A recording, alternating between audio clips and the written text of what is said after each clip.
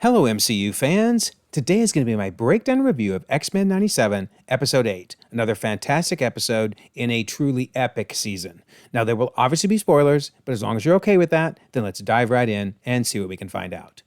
We're starting a new month, so we have a new contest. All you have to do to enter is be a subscriber and leave a comment. You could win a book or a steelbook, including the new option of the Spider-Man Homecoming steelbook just recently announced. Very, very cool. So best of luck. And I will also announce the April contest winner in my next Star Wars and my next Marvel videos. I'm sorry I didn't get to it today. It has been crazy trying to get this video together, but I promise it will be announced soon. Also, don't forget we have a membership option in case you want to help me with my goal of doing this full-time one day. But honestly, no matter how you support the channel, it's all greatly appreciated. Leaving comments, liking videos, and subscribing, those things go a long way too. So thank you so much. So it's worth mentioning up front that Bo DeMaio tweeted out a list of suggested prep episodes from the original series as we prepare for these final 3 episodes of X-Men 97. And he mentioned watching The Final Decision, Sanctuary Parts 1 and 2, One Man's Worth Parts 1 and 2, and Descent. Now, I will cover each of these as we go through the video and why I think he mentioned them, but I just want to give a nice shout out to Bo. I love the fact that even though he was let go from Marvel, he's still engaging with fans on Twitter. So much good information from him. Very class act. I do hope there's some way Marvel can rehire him. Obviously, that's up to him and Marvel to figure out, but that would be great. All right, so we start with Scott narrating previously on, since Scott has a really big role in this episode. And then let's look at the different character cards. So Professor X's card is back, although I'm not so sure he's going to be glad to see how his time away has been used against him, because we see that Bastion has released to the media the footage of him and Lilandra, and look at that heading: Mutant Leader Alive, Ruling Over Alien Empire. Yikes, to the might and the glory of the Imperium they play.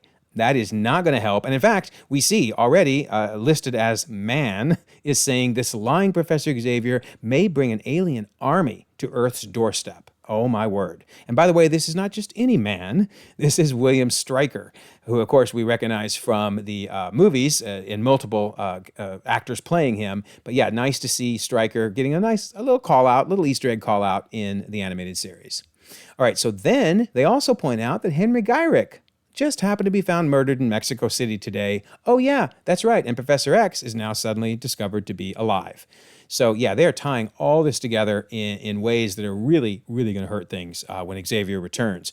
And in fact, here we see them still talking on the news about the murder. And look who's talking about it. Over on the right, Friends of Humanity leader. So yes, the media is now turning to those racist, awful people. But hey, they're getting airtime to talk about anti-mutant hysteria, and this is really going from bad to worse. All right, so we see Magneto there, right? Well, let's talk about Magneto. Magneto is not in the opening credits. His character card is not there because, while he's not dead, he is very much captured. He's been stripped down, very likely tortured, humiliated, and he is ticked off. Now, I will point out that the X formation he's in is very likely an homage to this very famous cover, X-Men 251. Love that. Val is now trying to do a mea culpa. Forgive me, curse me, just please talk to me. And Magneto is having nothing to do with it. Look at that gaze on his face. He is not happy. So we will come back to him before long. All right, Gambit. What about Gambit's status? Well, his card is not seen because he is still considered dead. And I thought maybe they would go back in time and rewrite it, which is kind of a cheesy answer. But we find out, nope, there will be no easy answer with time travel, and we'll discuss that more in a moment. But I'm beginning to wonder, is he just dead for good? What are your thoughts in the comments? Will he be coming back? Is there some other way he could come back? Maybe if he's infected with the Prime Sentinel virus? I don't think that would bring you back from the dead, though. I don't know. I'm very interested. Let me know your thoughts. Or is he done for good? So Jean and Madelyne. So I've talked before in the past about, hair down, Madelyne, hair up is Jean, of course, because they each wear their hair differently. But I want to bring up the fact that we learned some very interesting things in this episode about the two of them and their relationship. So first of all, Cable mentions that machine killed my mother.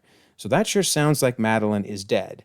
However, Jean, who we will learn has a very strong psychic connection with Madelyne, says, wait, so you're why Madelyne was happy when she, and then she trails off. She didn't say died.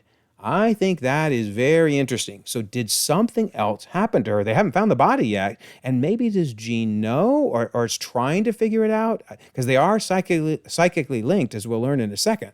So very interesting. Do you think Madelyne is dead? And if she's not, what has happened to her? So speaking of their psychic link, they solved one of my biggest beefs up to this point, because I didn't think they were going to answer it, which is, why does Jean not know whether she has her memories or Madelyne's? We learn that there's a psychic connection that they share, and it's as if Madelyne's memories are my own. There you go. And kudos to everybody who commented, I think on the last video, saying this might be the answer. You were right, and I'm so glad that they said it officially. So she says things like, it's odd, I see her son, and I remember him kicking inside me. That's craziness, right? But Nightcrawler, with so much wisdom, he says memories are merely dim images, echoing with emotion. Does it matter if you heard his first cries? If you remember how it felt to hear them? Wow, that's amazing. Just amazing. Love Nightcrawler so much. In fact, speaking of Nightcrawler, he continues to be having his character card, at the beginning, and it implies he's part of the team. In fact, I forgot to mention it last episode, but he's now been added to the running across the screen images during the opening credits, and he didn't used to be there. If you watch the first few episodes, he's not there. So the attention to detail in this show is insane. I love it. I just love it. So we also learned something very important. So he says, I was abandoned by my mother, Mystique, as an infant. Now, if you've never read the comics, you're like, well, of course, she would be his mother. But believe it or not, in the comics, they have retconned Mystique to have been representing as male, and so therefore, Mystique was Nightcrawler's father.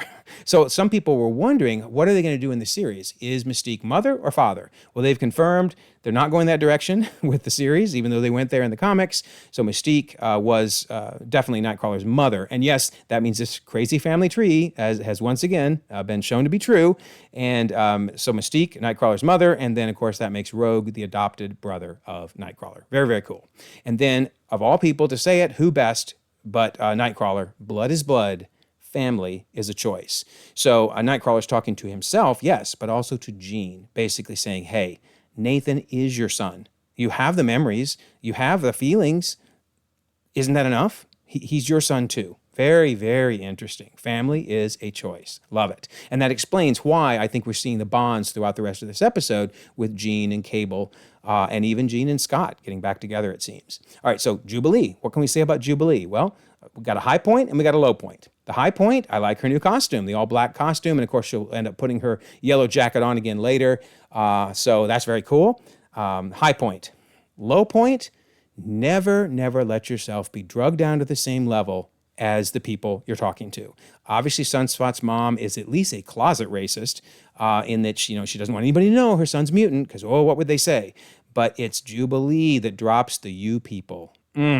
And that's one of the most frustrating things in life. When you know you shouldn't say something and somebody makes you so mad for the way they're acting that you drop to their level. And so, there's really no excuse. You should never use you people. Yes, Sunspot's mom is awful. And yes, Jubilee should tell her off. But man, I cringed when she said you people. So just a reminder, don't let someone drag you down to their level.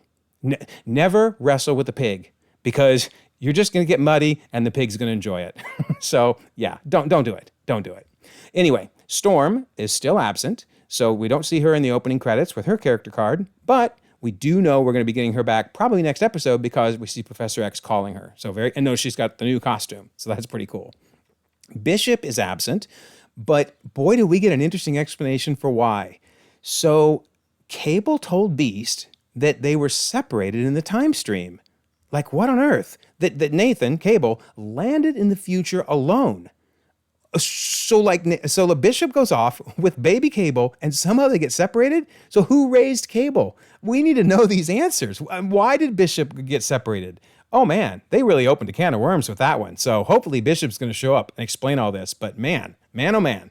All right, so now finally that's done with the character cards, and now we look at the scenes in the opening credits. We keep getting this scene with Cable and Apocalypse and Cable running away. And we know it's here because Cable is back, right? We get that. And this is from Beyond Good and Evil Part 1.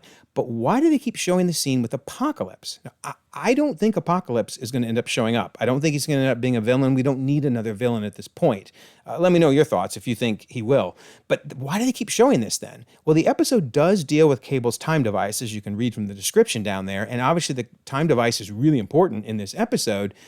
I don't know. I'm just grasping at straws. I just don't know why they keep showing Apocalypse. So anyway, then we also see the scene with Mr. Sinister, because Mr. Sinister has some very important character development in here. We learn what his plan is, as well as Bastion's, but we really learn why on earth is Sinister hanging out with Bastion.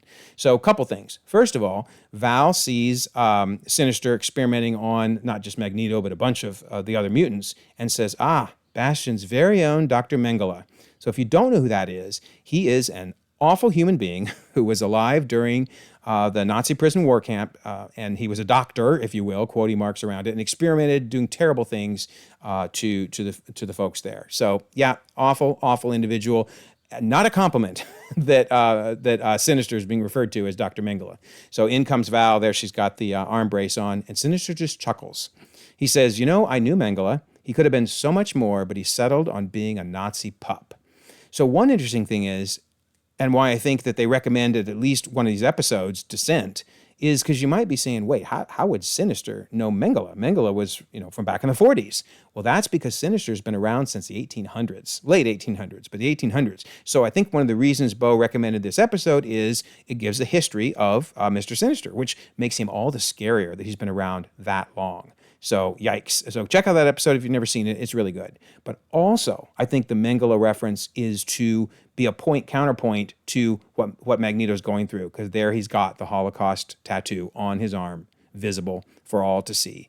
And man, Magneto has got to be so annoyed to hear them just casually discussing one of the most awful people that's ever lived. So, man, insanity. But now we finally get Sinister's plan revealed. He says, I'm using Bastion.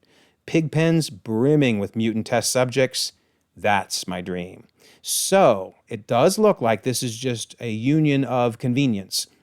And you have to wonder, will Sinister turn on Bastion at the end, or will Bastion turn on Sinister? Because Sinister couldn't care less about Bastion's plans. Instead, he just likes the mutant fodder that's being sent in for him to experiment on. Wow.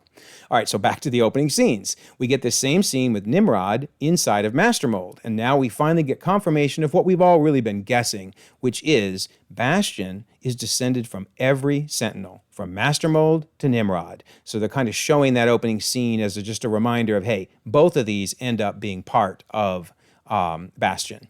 And then we get this scene with Nimrod fighting Bishop and a strange-looking Wolverine and a strange-looking Storm. This is another of the episodes that Bo recommended watching, and I highly recommend watching these. If you don't watch anything else from the original animated series, these two are so good. One man's worth. So in a nutshell, and I will try to avoid spoilers so you can enjoy the episode as much as you can, but you can tell from the description, they go back in time to 1959 because there's an assassination attempt on Professor X.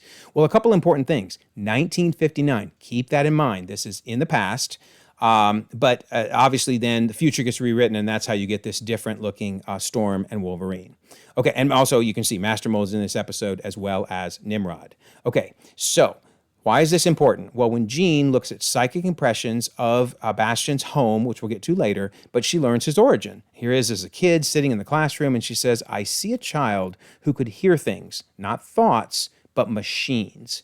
And then she gets this psychic impression of Master Mold saying, you, Bastion, shall be the most powerful mutant alive. Now, I can tell you right now, we had some very vigorous discussion about whether Bastion is a mutant or a mutate. I would love your opinion on that, because if you're a mutant, that means you have the X gene. If you're a mutate, like the Hulk is a mutate, that means you got something that was passed down to you from your parents, maybe your father, maybe your mother, maybe both. So I really think Bastion is probably a mutate, not a mutant, but that's what it says. I don't know why they use that wording unless they believe he also has the X gene. So very interesting. Then going along with what Master Mold said, Cable is saying, Bastion is some type of backup android that Master Mold uploaded into after you took him down. So now we know how Master Mold got in there, that at this point, Bastion was able to be uploaded into by Master Mold. Okay, we know that part. But how was Master Mold able to upload into a kid?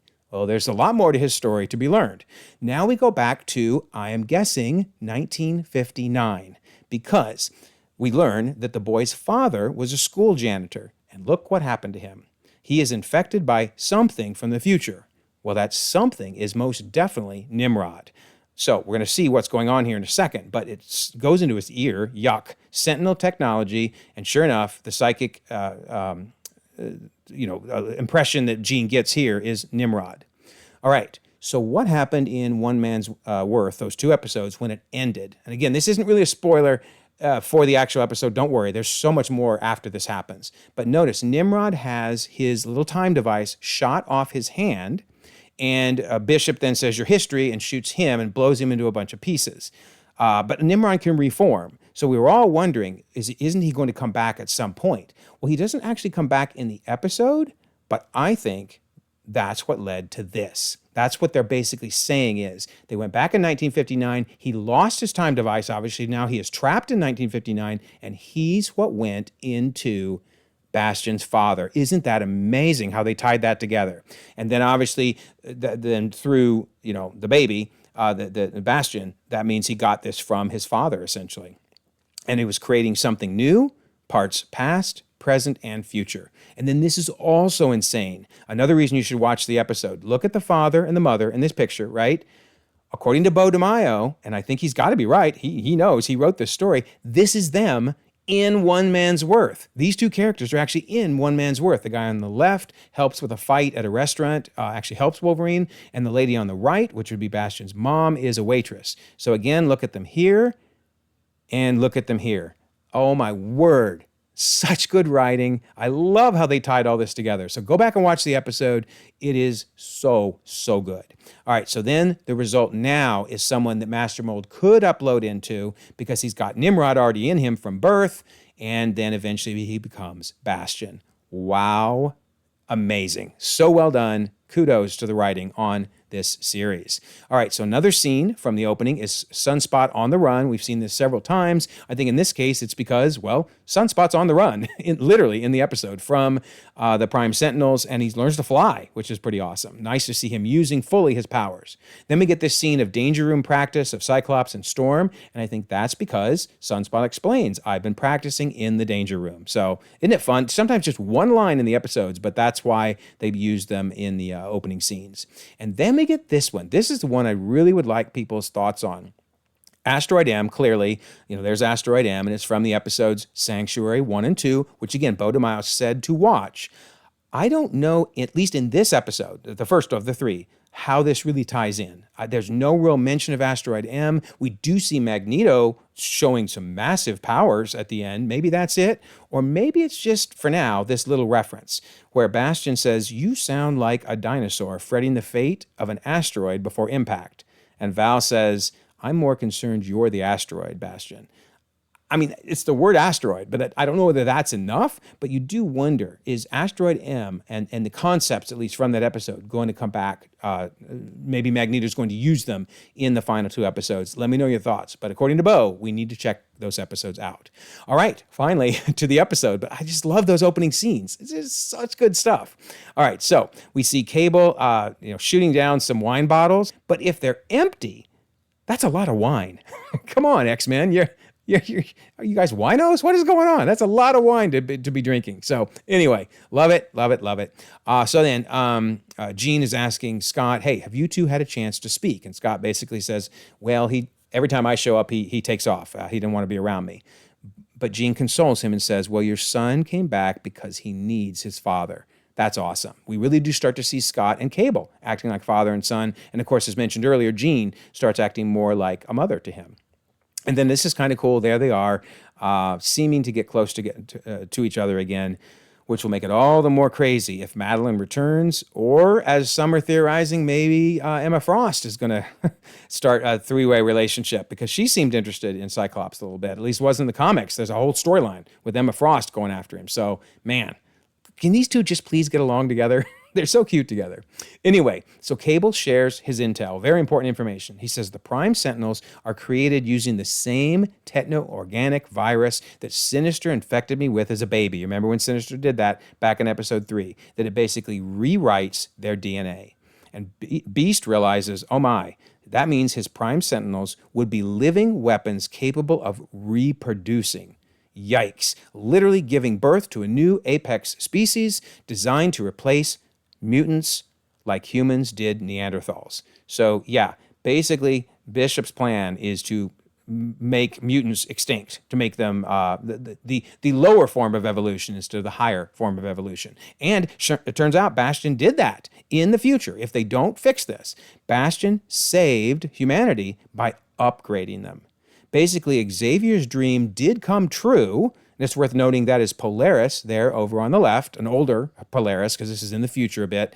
And if you have your bingo card out, that is yet another member of X Factor that has appeared. It's older Polaris, but it's still Polaris. So my guess is, since we're only 1 or 2 members that haven't been seen yet, we're going to see them appear as a team in the next season. That would be great. I would love to see X Factor come back. But anyway, Xavier's dream came true, but mutants ushered in a bright and peaceful future, right? That sounds good. Mutants ushering a bright and peaceful future. In fact, by the way, also worth mentioning, that is Rachel Summers, yet another of Scott and Jean's kids.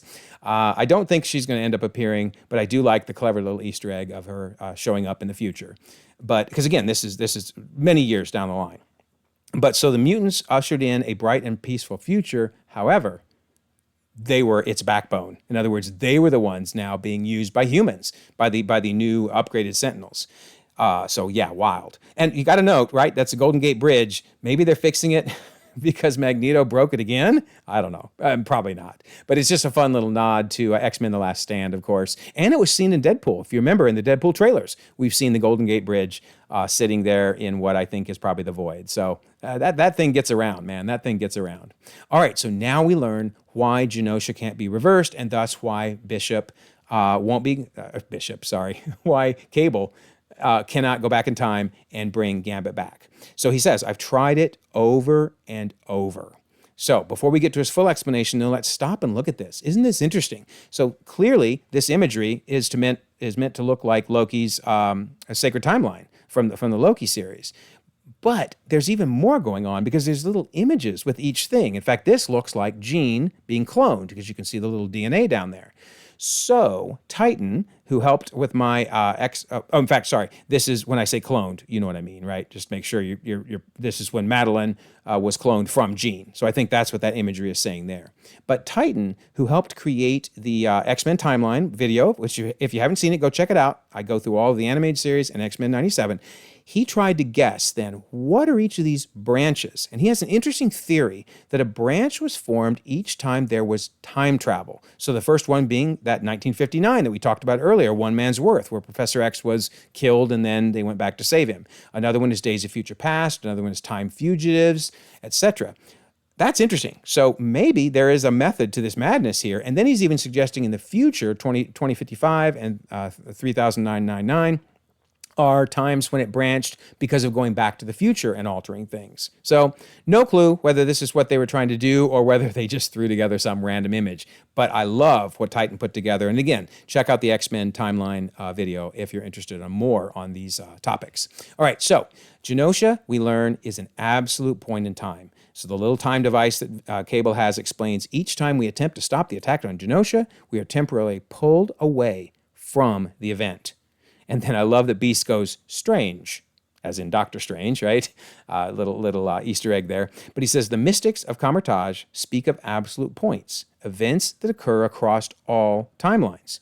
Cable could travel to the very moment Genosha fell, but time would stop him. I love the call out for absolute points because, of course, you probably remember in What If, that was a major point of a first season episode, the best episode, I think, of the entire series, where they talked about absolute points. Basically, Doctor Strange could not go back and save Christine because Christine's death is what caused him to become Doctor Strange. So the question is, what about Genosha makes it a absolute point? Is there something about it that makes it therefore impossible for Cable to go back and erase it? I will be interested to see if they go into more detail on that. But leave your theories if you have a theory for why Genosha is an absolute point in time. But even cooler, I mentioned how awesome it is that Bo gets on Twitter and answers questions. So this gentleman, Simon, said, Bo, does the fixed point in time call-out mean that X-Men 97 is part of the MCU multiverse, subject to the same rules as Doctor Strange was in What If? And Bo says, I think, at this point, we are merely using common language and are not necessarily connected on the same tree. Oh, he said tree. We're not on the same tree. Wild. He goes on to say, I think it's very much dealer's choice on some levels. I know all my discussions were to view it as its own neighboring tree, not a branch on the multiverse MCU tree.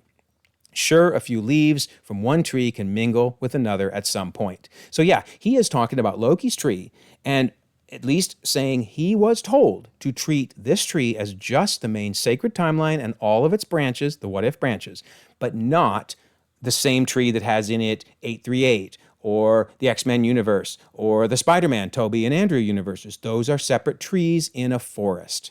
I love it. That's what I've been saying for a while now, because I really, really think that's the only way the multiverse makes sense to me. But to hear Bo saying it is awesome. Now, I really hope Deadpool and Wolverine goes along with that and maybe reinforces it even further. Because while it's great to get this in a tweet, we really need to see it in a movie. So hopefully Deadpool and Wolverine will go with this trees in a forest imagery. Love it, love it, love it. All right, so they're now going back to trace Bastion's roots, and they're heading, well, they don't realize it at first, but they end up heading to his childhood home. And then I love this power of Jean's to pick up these psychic impressions. Notice she kind of completes in her mind the wheel to this bike because that's what it looked like originally. That's so cool. I love it.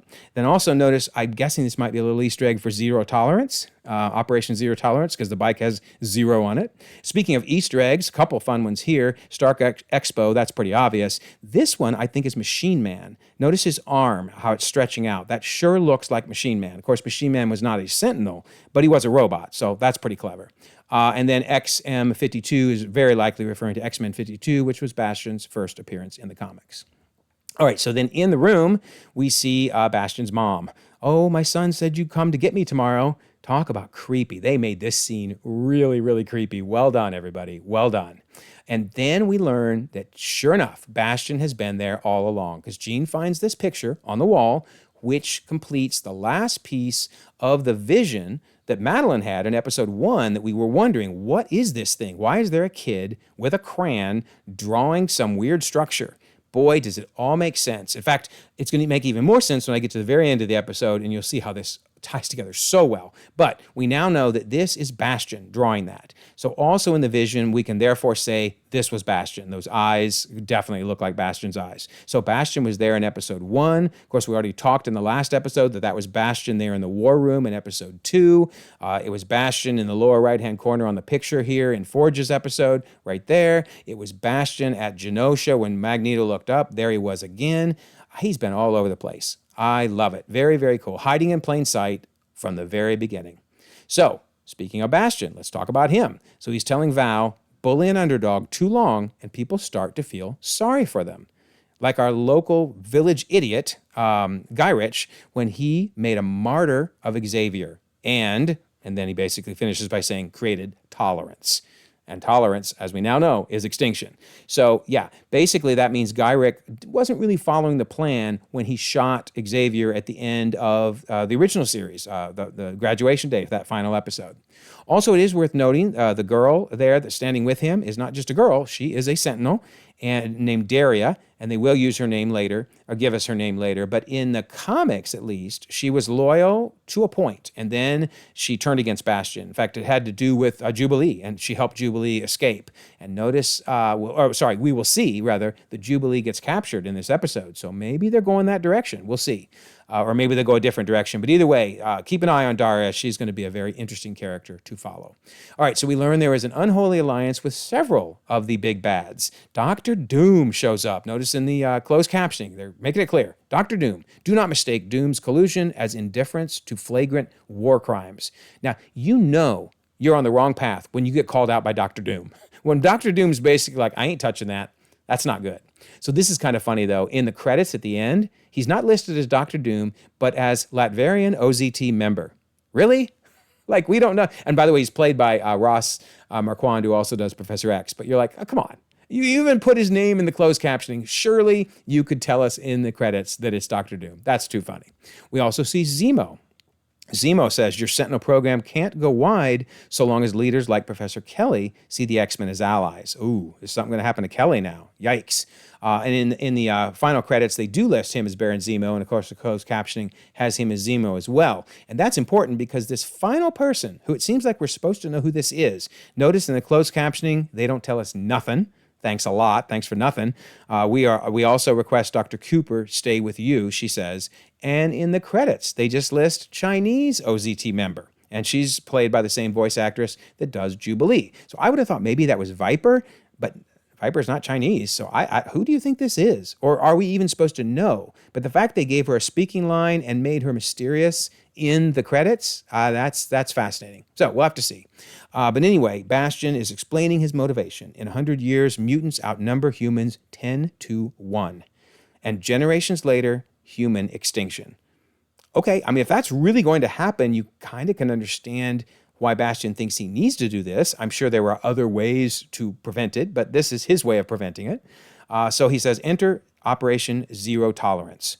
We need something deadly but discreet. And I love it. I love it. My man in the whitey tighties, that is Mullet. Yes, Mullet from the first episode.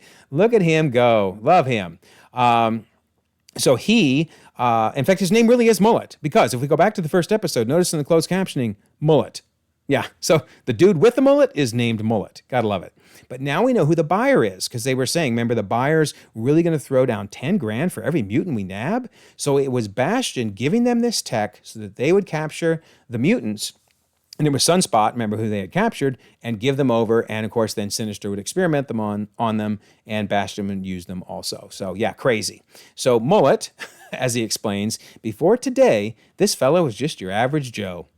With all this mutant loving, people like Joe turn to dial-up chat rooms to speak freely. So this is interesting. It is definitely a commentary on today when people who, have their racist tendencies, and in this case, he's racist against mutants, they get on their little chats and they spread their propaganda and spread the conspiracies, etc. But what I thought was funny is, it is still in 97, right? So notice dial-up chat rooms. Yeah, because trust me, we did not have the ability to jump right on the internet back then. So they dial up first. Gotta love it. Anyway, as he explains, what's a taxi driver supposed to do when a teleporter can get you there in a blink? It's a good point. So the human community is scared, but they know they're joining something far greater than themselves. Craziness. So yeah, they are willingly doing this because they think that they're doing something for the greater good. How often have we seen that throughout time? So, almost going right on cue, we will now discuss the Beast, realizing, oh my word, there is a lot of these waking up, because his alarm goes off and he sees just how many of these there are. So we see them all around the city. We see her by the mailbox, turning into one, activating. We see these dudes at a barbecue activating. We see these poor kids going, that don't look like dad no more. No, it does not. And the other kid's sound asleep. He's going to wake up and not be happy.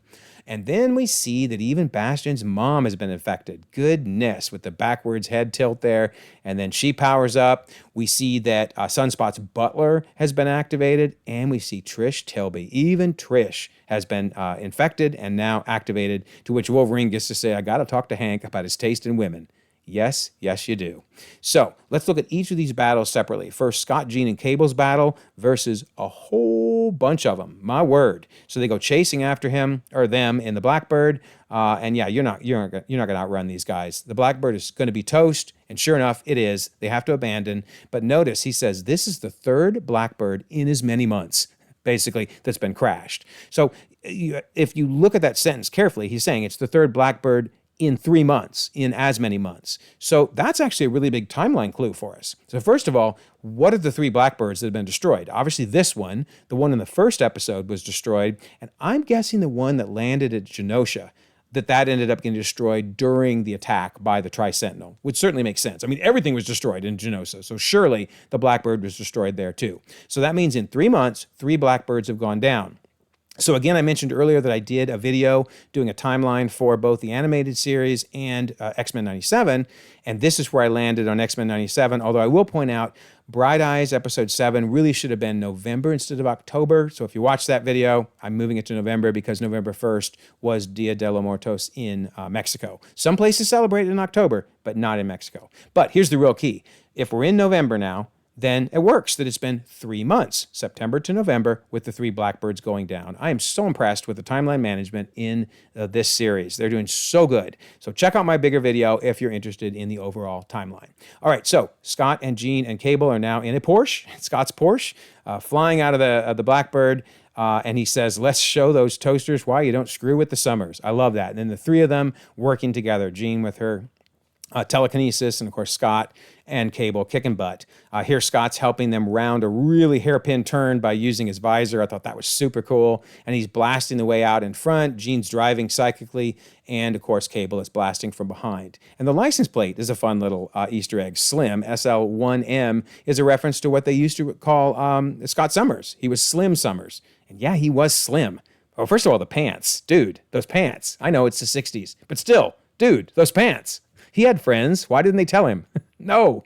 Anyway, very, very slender. So yeah, there you go. That a nice little Easter egg of Slim there. And then as you can see, they were not doing well. And had Magneto not done what he's going to do in a minute, which we'll get to, they were probably toast. So then let's move to Jubilee and Sunspot. This is a funny little joke. Oh, by the way, notice she's got her yellow jacket now. So that's her, I guess, her new costume in full. But she says, I am totally done with malls because they're getting attacked in the mall. And that's, of course, a joke going all the way back to the original series episodes 1 and 2, where she was in a mall and attacked by Sentinels. So every time she goes to a mall, it seems, she gets attacked by Sentinels. Yikes.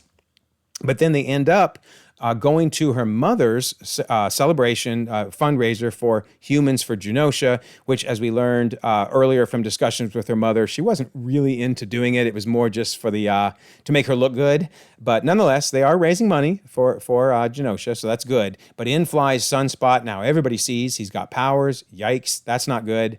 And then in come the Sentinels, who kind of read the room and bluff pretty well here. We do not kill mutants, we save them. Yeah, sure you do, buddy.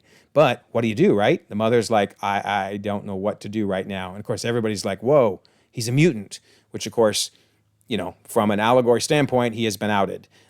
So yeah, not good. And I think the only reason probably that Jubilee and Sunspot were willing to be taken away with the collars is they didn't want a big fight to happen in front of everybody. Obviously, they didn't want, Sunspot didn't want his mom hurt, but everybody there could have been hurt. So they made the right choice probably. But now they're captives, which is funny because remember, Sunspot was almost captured in the first episode. Now finally he is captured. And then we move to Morph, Wolverine, and Nightcrawler's battle. And I'll mention Morph here, who turns into Juggernaut, which is awesome. Bo did tweet what a lot of people were theorizing, which is Morph can only morph into the physical characteristics of whoever, like in this case, Juggernaut. Morph wouldn't be able, for example, to suddenly have magnetism or telekinesis or Phoenix Force or whatever. So anything that's physical in nature, Morph can do. All right, that works. I'm down for that. Then look at that Wolverine. You would never have seen this in the original series. He is stabbing the back of Trish, just digging his claws into her. Wow. And here he rips this dude wide open. Goodness gracious. So yeah. Times have changed. It would be interesting to know how many parents are having their little kids watch this and their kids are like having nightmares afterwards. Anyway, they ask Wolverine to surrender and he's like, no, I got 6 reasons why that ain't happening. And Nightcrawler jumps in with, nope, 9. And he's got one sword in each hand and, of course, the tail with one. Unbelievable. Such good action. I mean, such a cool scene. Absolutely loved it. And they gave us a good reminder that these Prime Sentinels are basically Legos. Notice her head is off, which that would not normally be a good thing if she was human, but she's able to put it right back on again. And I think I forgot to mention this in the last episode, but we actually saw it here too, where Trask shoots his hands off his body, punches them, and then there he is with just stumps. And of course, the hands eventually come back again. So they definitely are implying that terrible things can happen to your body while you're a Sentinel. But as long as you're cured, which who knows what that cure is going to be. Maybe it's what Magneto did at the end of the episode. Who knows? But anyway, you're going to be okay again. So very interesting. And then we get this really cool scene where Nightcrawler is teleporting, and we actually see what it's like in the other realm, which he's in when he teleports. And I don't know that Wolverine finds it as cool as I do, but oh man, this was a cool scene. So now that they're all gone from the mansion, it's time for the mansion to go down because no one's left to defend it. They head in and yeah, they torch it. They torch another mansion, gone. My goodness. I mean, luckily Professor X has a lot of money, but still, that's just got to stink. And then in comes Bastion just in time to see his handiwork and proudly look at what's happened. Daria says, "You did it." And then here's what's so cool. So that drawing that Bastion drew is of this scene, is of the mansion being burned down. Now you might say, how would he know it was going to be burned down? He drew it when he was a kid. But remember, he was infected with Master Mold, who's seen the future, and he was infected with Nimrod, who's seen the future. So basically, that's how Bastion knows what's going to happen and basically has this all laid out. He's all ready for all the things that could seemingly happen. So we'll see whether the X-Men managed to change it up enough. But yeah, Daria says, "You saved the world," and he just smiles. But then he learns the bad news. That human wretch, basically Val Cooper, found a conscience and let Magneto out. And so now we hear Val explaining, Magneto knows us better than Charles ever did. Yes, he does. And now he is flying over the Earth in his underwear, but he didn't care at this point. He's ticked. Flying presumably to the poles, North Pole, and so he can get the most energy possible. And you can see he's just absorb. And then Val says, Magneto was right. Wow. Talk about three powerful words. And then Magneto himself only has one. Enough. And he blasts the entire Earth with his magnetism, effectively shutting down anything electronic, including all of the Prime Sentinels. My goodness gracious. And then we get some great cameos along the way. Spider-Man. My next timeline video, by the way, will be Spider-Man, the animated series, and I'll be linking that in with the X-Men timeline, so that'll be fun.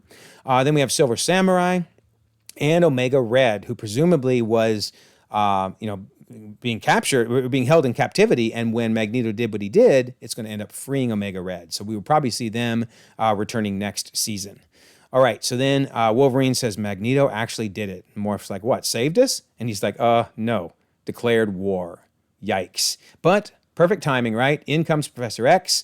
That does not look like a controlled landing, and it's not. Maybe because Magneto had shut down all electricity. Maybe that affected the ship, or maybe it was going to crash no matter what. But nonetheless, he lands. Notice he's got the same space gear as when he first was rescued by Lilandra all that time ago. Takes off his helmet, says, I hope I'm not too late. Well, you'll have to decide, Professor, but you're not too early, that's for sure. You could have come a lot earlier. But he says, to me, my X-Men, and we see all of them. In fact, Beast got clocked, so it's kind of cool that he's able to respond. But yeah, he sees all of them and calls them to him with his famous phrase. So, man, oh man, oh man, oh man, is it going to get good in these final two episodes? I cannot believe that this season has managed to keep such a high level of energy. Great story writing, keeping me guessing at every moment. So let me know your theories for these last two episodes. I am stoked. I have no idea what's going to happen. I mean, really, anything could happen at this point. By the way, I have heard people say Onslaught. This might be leading to Onslaught, possibly. All I know is it's going to be awesome. So don't forget, make contests, be a subscriber, leave a comment, win a book or a steel book. And of course, we have that membership option if you're interested in that. And I always love to mention the Discord. I will leave a pinned comment so you can join if you would like. As you can see, we're doing lots of rewatches. We have X Mondays, we have Multiverse and Mutant rewatches on Wednesdays. Here's more of them. We have WandaVision and then the Foxverse rewatches on Fridays. Even more watch parties here. Jessica Jones, love Jessica Jones there in the center. We have MMORPG, that's always fun. We have Star Wars retrospectives coming up. We have a thumbnail contest because we all know my thumbnails ain't that great. So help me design one for a future video. And lastly, we mostly talk Star Wars, DC, and Marvel, but with our other media forum, you can talk about anything you want. So again, I will leave a pinned comment. 1,300 members across the globe. Conversations 24/7. We would love to have you join us. Also, if you don't mind, like this video, subscribe if you haven't already. You can check out more content, and we'll all continue to enjoy the ever-growing, ever-changing Marvel Cinematic Universe.